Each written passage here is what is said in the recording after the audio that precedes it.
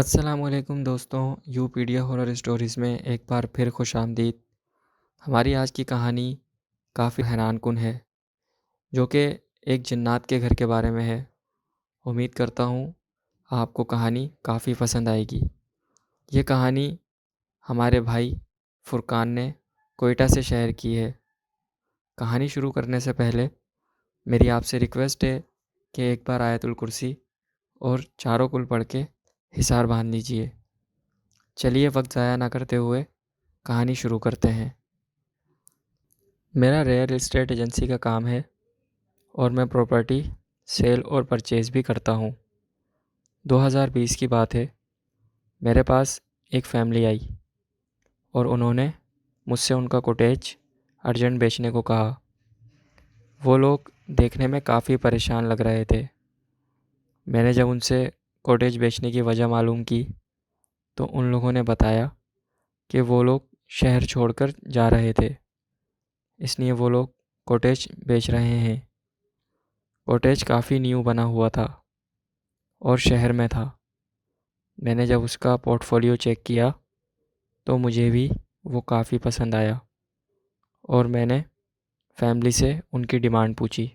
انہوں نے کہا کہ وہ لوگ جلدی بیچنا چاہتے ہیں، اس لیے مارکیٹ میں جو بھی ڈیمانڈ لگے گی اسی میں وہ لوگ دے دیں گے۔ میں نے ان سے ان کا کانٹیکٹ نمبر لے لیا اور وہ کوٹیج اپنے ریکارڈ میں مینشن کر دیا۔ اس وقت پینڈیمک کی وجہ سے پراپرٹی کی ڈیمانڈ بھی کافی لو چل رہی تھی۔ لاک ڈاؤن لگا ہوا تھا اور مارکیٹ جلدی بند ہو جایا کرتی تھی۔ اسی دوران مجھے خیال آیا کہ کیوں نہ وہ کوٹیج میں ہی خرید لیتا ہوں اور حالات جب واپس بہتر ہو جائیں گے تو اسے اچھے ریٹ میں بیچ دوں گا۔ میں نے اس بارے میں اپنے بھائی سے مشورہ کیا تو بھائی کو بھی یہ آئیڈیا کافی پسند آیا، کیونکہ وہ کوٹیج شہر کی پرائم لوکیشن پر تھا اور اس وقت وہ ہمیں اچھے ریٹ میں مل رہا تھا۔ پراپرٹی کی مارکیٹ ویلیو بھی ڈاؤن چل رہی تھی اور وہ فیملی اپنا کوٹیج ارجنٹ بیچنا چاہتی تھی۔ میں نے کچھ دن کے بعد ان لوگوں سے کانٹیکٹ کیا اور انہیں میٹنگ کے لیے بلوا لیا۔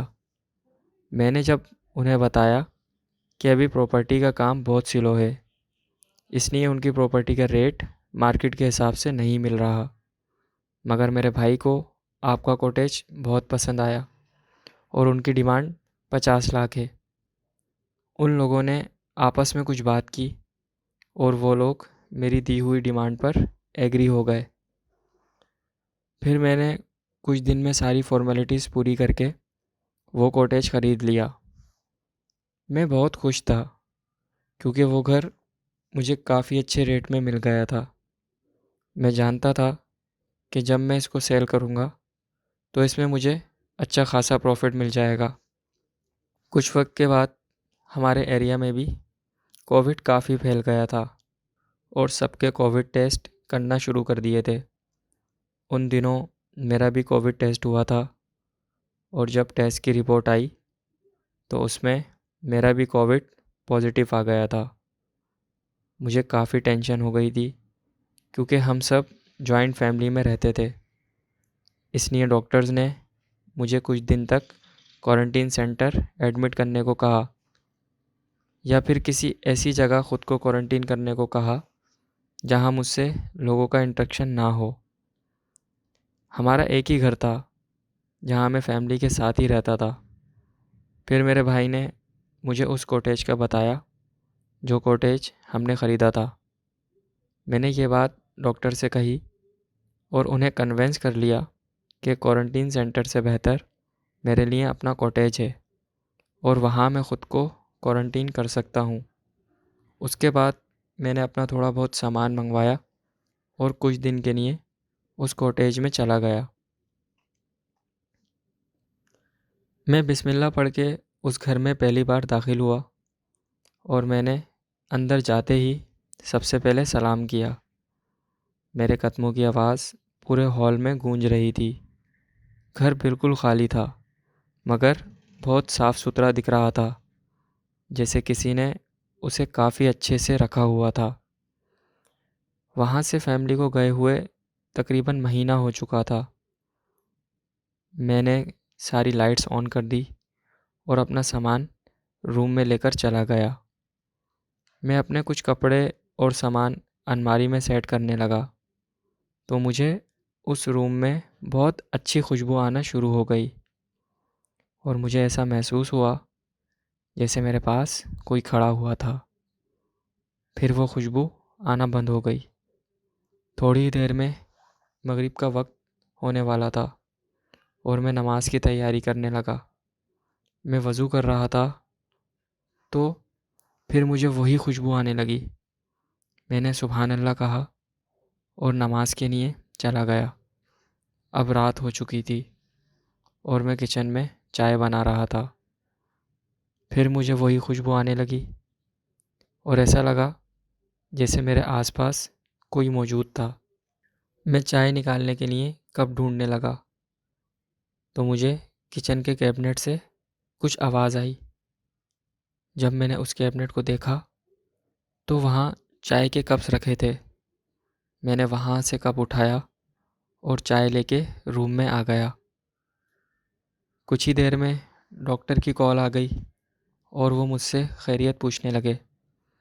میں نے انہیں اپنی طبیعت بالکل ٹھیک بتائی، لیکن کووڈ کی وجہ سے مجھے کافی سر درد ہو رہا تھا اور فیور بھی تھا۔ میں نے یہ بات ڈاکٹر سے نہیں کی کیونکہ پھر وہ مجھے کوارنٹین سینٹر لے جا کر ایڈمٹ کر دیتے، اور ان دنوں جو بھی کوارنٹین سینٹر جا رہا تھا تو واپس اس کی باڈی بھی نہیں آ رہی تھی۔ یہی سب وہم میرے دماغ میں چل رہے تھے کہ دوبارہ اپنے برابر سے مجھے ویسی خوشبو آنے لگی۔ اس خوشبو کو محسوس کر کے میرے دماغ کو کافی سکون ملتا تھا اور میری آنکھ لگ گئی۔ رات 4 بجے کے وقت مجھے تہجد اور فجر کی نماز کے لیے اٹھنا تھا تو مجھے تیزی سے پانی گرنے کی آواز آنے لگی۔ اس آواز سے میری آنکھ کھل گئی۔ میں نے اٹھ کے دیکھا تو باہر واش بیسن کا نل کھلا تھا اور پانی بہہ رہا تھا۔ اسی وقت الارم بھی بجنا شروع ہو گیا۔ میں نے پھر اٹھ کے وضو کیا اور نماز کے لیے جانے لگا۔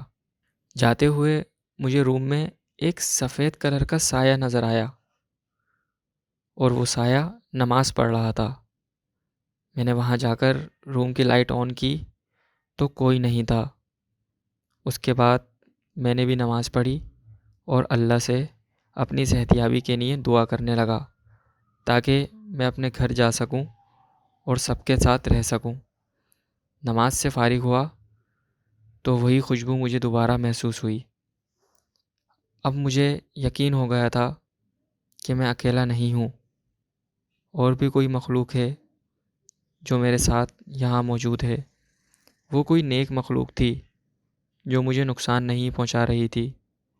میں نے اس مخلوق سے مخاطب ہو کر کہا کہ آپ جو بھی یہاں موجود ہیں میرے حق میں بھی اللہ سے دعا کریں کہ میں جلدی ٹھیک ہو جاؤں تاکہ اپنے گھر جا سکوں۔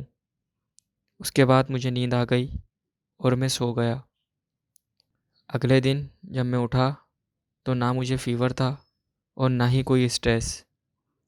میں بالکل پہلے کی طرح نارمل فیل کر رہا تھا۔ اب وہ خوشبو میرے ساتھ ساتھ پورے گھر میں گھومنے لگی۔ مجھے ایسا محسوس ہی نہیں ہوتا تھا جیسے میں اکیلا ہوں۔ کوئی مخلوق تھی جو ہر لمحے میرے ساتھ ساتھ تھی۔ ایک دن جمعے کا دن تھا اور میں اپنے کپڑے پریس کرنے لگا تو لائٹ چلی گئی اور کپڑے پریس نہیں ہو سکے۔ میں شاور لینے چلا گیا۔ جب واپس آیا تو دیکھا کہ وہی سفید سایہ روم میں موجود تھا اور پھر غائب ہو گیا۔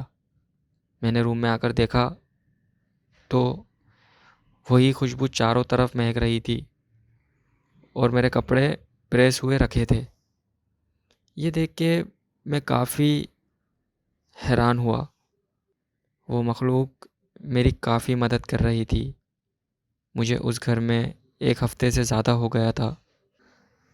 ایک دن رات کے وقت میرا باہر سے کچھ کھانے کا دل کر رہا تھا کہ اچانک پتہ نہیں کیا میرے دل میں آیا میں نے اس مخلوق سے کہا کہ آج باہر سے کھانا منگوا لیں گے۔